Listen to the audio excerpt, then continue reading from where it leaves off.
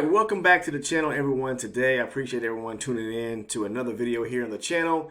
I'm going to make this video kind of short and sweet, but I really want to give you some good valuable information in regards to a counter trend trading strategy that I use when I see a specific setup, okay? And I'm going to give it to you today. A lot of people ask me, sometimes they see me take trades that may be against the actual direction of the market or trend of the market. You can still trade even though the market is maybe bullish to the upside, meaning making higher highs and higher lows off the higher time frame. I always talk about more confluence is better, or providing better means of confirmation, meaning using a top-down approach and starting with the higher time frame and scaling down to a lower time frame when you go to make your entries.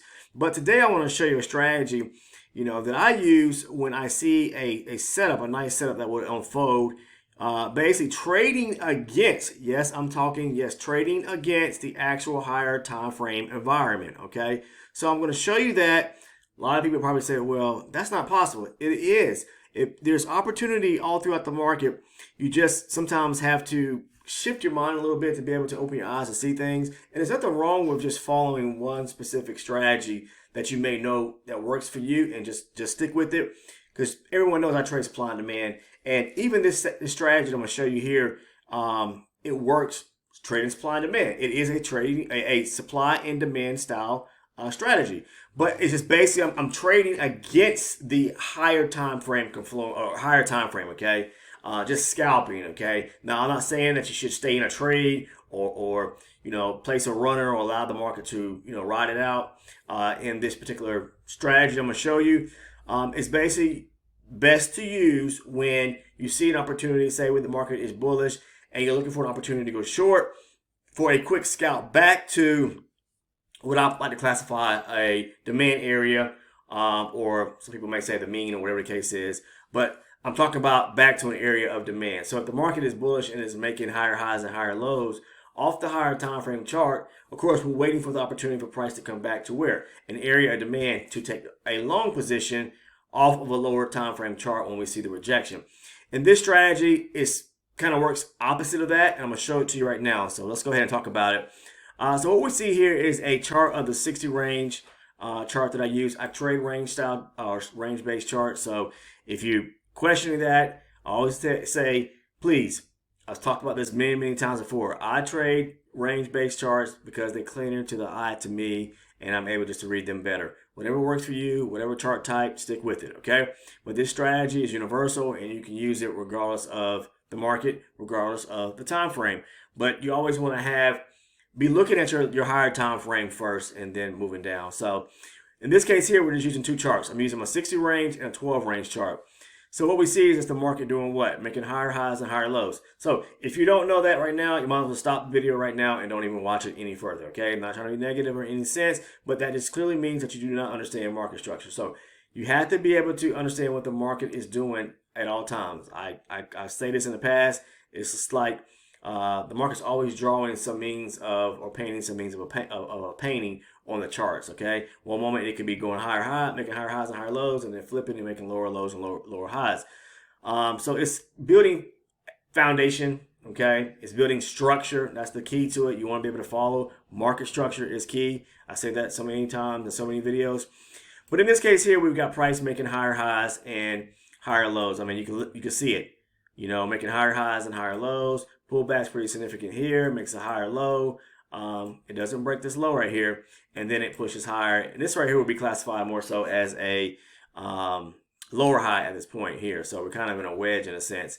But let's take a look here, even in this one specific area when price started making higher highs and higher lows back to the upside. This unfolds on the 14th of April, okay? So what we have right here is price making a high here, a low, or a higher low, okay? A new high right here, and then it pulls back, okay?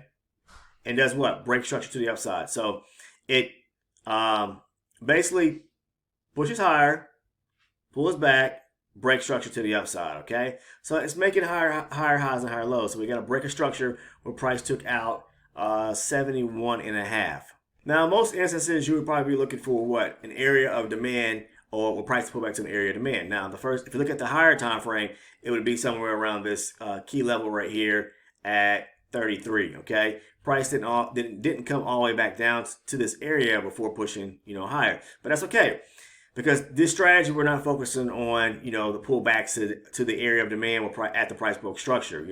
Broke structure right here. Okay, when it pushed up here, pull back, broke structure, okay, pulls back, break structure to the upside again, okay? So it broke structure here, and it broke structure here, okay? So once price breaks structure, takes out this area here and takes out this area here, I'm looking for at this point, I said, okay, here's an opportunity. Let's see if I can basically get into a position that will allow me to take a short entry back down to an area of demand, okay? Because price likes to move, from say an area of demand to an area of supply. So if you got supply resting above and prices pull back to an area of demand, and you can look for a nice setup off of an area of demand, you possibly could take price more likely back up to that area of supply, or vice versa. Supply coming back down to an area of demand. So if you're at an area of supply and then you see an area of demand below, price may be trying to come back to that area. So a lot of times I'll look for things like that. But in this case here, we see a break of structure to the upside. We see demand resting below. So I said, okay, if price provides me a break of structure back down to the downside after rejecting this area, after we had this break of structure here, okay? So basically we get a break of structure back down to the downside,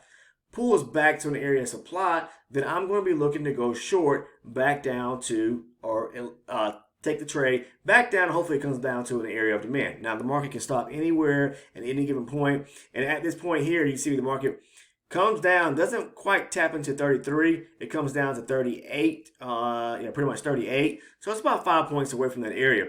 But if you do not know, there are certain pivot levels like the 70 and 40. A lot of people don't know about that, but the 40 area is right here. So price must have rejected, because I can't really see a reason why it rejected in this area, because it really didn't. Look at the higher time frame now. Look at the 60 range chart. Didn't really have a significant area of support where it could bounce from. But that 40 level is definitely, a solid zone or solid level that they like to bounce off of, or like to reject off of and push the market higher. So pay attention to those 40 and 70 levels, as well as the round and half numbers. So, okay, so price, like I said, we got a break of structure at the top. I'm looking for an opportunity to counter trend trade, okay? If the market provides me an opportunity to look for a structural break to the downside and then a pullback to a key area of supply. So now that price has pushed up, broke structure, okay, we started seeing these wicks at the top right here, right? Yes, price, started wicking out at the top right here. It was a wick right here, trying to push higher. It couldn't. It started moving, rotating sideways here, right? And then it got pushed to the upside, meaning it broke to this area of structure above here. And then it didn't have any more, oomph to actually, or power to push to the upside, okay? So it rejects this area off of the higher time frame. So at that point, I said, okay, demand is below. Let's see if we can get to a setup. So now I'm scaling down to my lower time frame chart, my 12 range, which is primarily my execution chart. And if you look here, now we're looking to see if there's an area of structure that price could actually break. Remember I said we're looking to counter trend trade, and we're looking for a structural break to the downside with a pullback to a key area of supply. Okay, so take a look. All right, so as price was running to the upside here, making higher highs and higher lows, even off the lower time frame as well. You see, this is the area of structure I was talking about. Price broke that area there and broke it as it moved to the upside. Now, on the higher time frame, we don't see that the structural break right here, but there is an area of structure right here. If we scale down, okay, as price rejects, you can see it right here on the lower time frame. It's rejecting, okay, throwing these wicks right here. Now, what I said at this point here, okay, let's see if price can break below and take out this area at 62, okay? If it does, then it's breaking structure to the downside. So it folds down, it starts making lower lows and lower highs to the downside, okay? Still haven't gotten the structural break. Again, it's got to break below 62. Right here, if you notice, it clears it with the last red candle to the downside at 60. It takes out and breaks structure right here. So at this point here, we're basically looking for a pullback, okay, to an area of supply to take a short entry, moving in the direction back down to the downside to an area of demand where there's an area of demand resting on the higher time frame. Again, take a look here. On the higher time frame, I was talking about this area right here. See, price broke structure. There's demand resting right here. So basically all I'm doing is looking for a break of structure in the opposite direction at the price rejected here and couldn't push any higher. I scale down to my lower time frame. I'm reiterating this, okay? Looking for a break of structure in the opposite direction on a pullback to a key area of supply to take the market back down to that area of demand off the higher time frame, okay? Or on the higher time frame, I should say. Okay, so we got the break right here at 60. Let's go ahead and see if we can, classify a area of supply where there is a gap at or an imbalance. So right here, I'm going to get my rectangle right here, okay? There is a small imbalance and small area of demand, supply right here. Right here, okay? Small area of a gap right here, small gap, a few ticks, and an area of demand. I said demand again, supply, guys. Please forgive me. Everybody that knows and follows the channel, they know that I'm working in an area of supply here, okay? But anyways, it pulls back eventually to this area here. It taps right into it to the tick, right here where this red line is at, okay? See the top end of that wick right there? It taps into that supply zone, and then what does it do? We're looking for a break of a candle in the opposite direction to take our trade, okay? Going short. Now, me, honestly, once I see price close with this first red candle to the downside, all right, I'm going short. A lot of times, most times I say break of a candle in opposite direction. That's if you want to be more conservative. I'm more aggressive. But if you really take a look at this and really be mindful, if price doesn't close into the area of supply, okay, meaning the candle closes right here into the area of supply when it pulled back to the supply zone, but wicks out and then closes to the downside with with a bearish candle, I'm going to be aggressive and go ahead and go long, not waiting on the break of a candle in the opposite direction. So my entry is going to be right here at 62.5. Okay, the market pushes down. It goes down to 56, pulls back. Look what they do. They run price or bring price right back up to tick, where most people would have entered or placed their stop at the back end of this candle here, all right, and possibly may have gotten stopped out right there. They know what people are putting their orders or their stop orders at, okay, based upon when you enter that. So they know if I'm a trader and I'm looking to go short right here, this area of supply at the close of this candle right here, they're going to try to stop me out. They're going to try to scare me out of my trade. Once price comes back to this area right here, they stop at tick to tick, right at the back end of this candle is where I tell people to put their stop at by a few ticks, meaning don't put your stop tick to tick at the back end of your candle, at the back end of the candle you enter at. Give it a few ticks, because they will try to run that area of stop, okay, or that area, okay?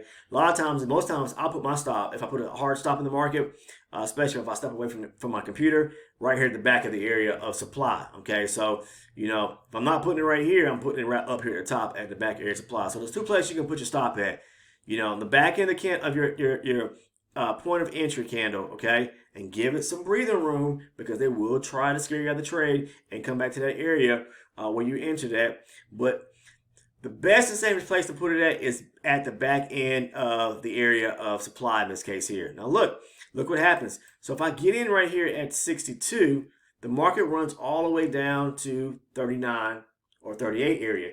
It's targeting that pivot area, and it rejected that zone at 40, okay? And then turn back around and push higher. Now, it did not come all the way down and tap into this demand zone right here at 33. Like I said, we're 5 points away.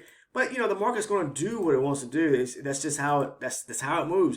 You as a trader just have to be able to clearly identify rejections when the price doesn't have any more oomph to be able to push, through an area, okay, or continue pushing down or up to an area of interest that you're looking at. All right. In this case here, I was targeting that 33 area because it was higher time frame demand. We didn't get down to it. It started doing this rotation thing right here. Last red candle here, pushed up. And it didn't want to break to the downside anymore. So this is the form of rejection here, a little W, that price started moving back to the upside, all right? But anyways, I got in here at 62, if you get 62, and then you get out down here at, just try to stay in the trade, if you got a runner. But if you can't, then you just have to know where to possibly get out at. Maybe you want to pick up a few points, a few ticks, whatever the case is. It just depends on your style of trading.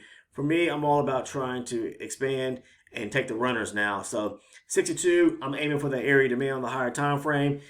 I'm into it until it starts to show me sign of rejection. Okay, so that's how you actually trade this strategy when you're going against the grain.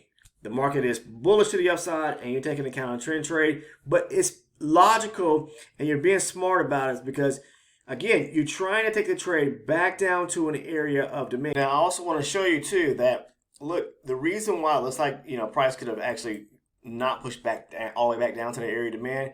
That area of demand, the imbalance there was already filled. So price didn't reject it. It rejected early and decided, hey, I'm not coming back down to this area right here. You can see when price made this high here, it pulled back, okay, and then broke structure back to the upside, taking out this area here at 78.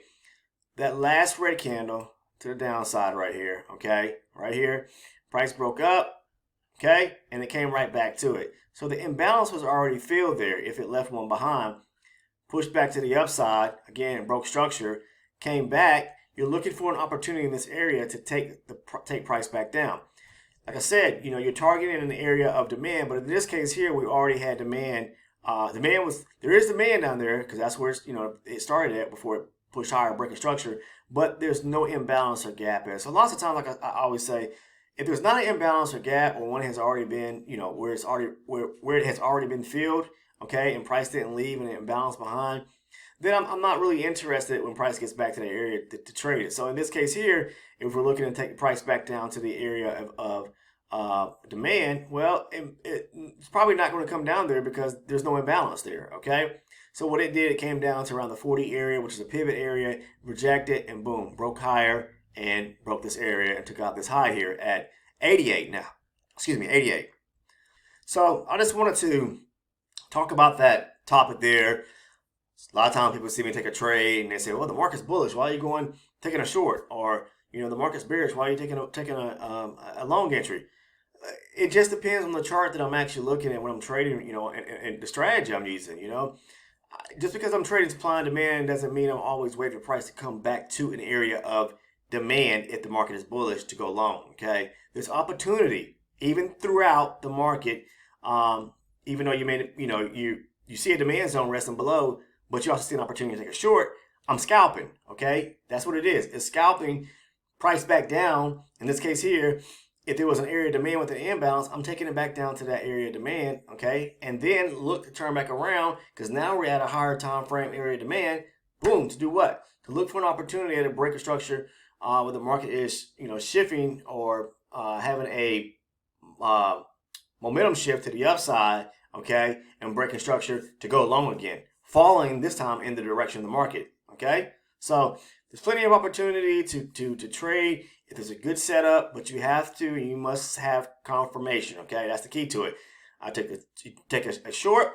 If you take a short, then what? Against the grain, then you need to see where price is breaking structure or breaking some means of structure in the opposite direction to the downside. That's how I do it, okay? I'm not telling you to do it or trade like I do. I'm just showing you that that's part of my plan and a strategy I use, still surrounding supply and demand, okay? So I appreciate everyone tuning in and watching today's video. If you're anyone who's interested in joining our Discord, just find the link down in the description portion of the video.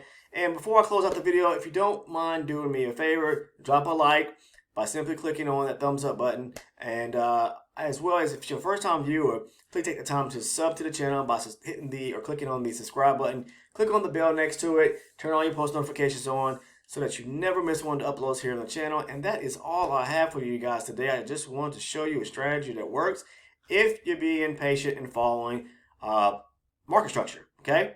All right, again, in this case here, higher time frame was bullish. Lower time frame was bullish. But I saw an opportunity to do what? To take a trade once price broke structure to the downside, okay? All right, that's all I have for you guys. Take care. I'll see you in the next video.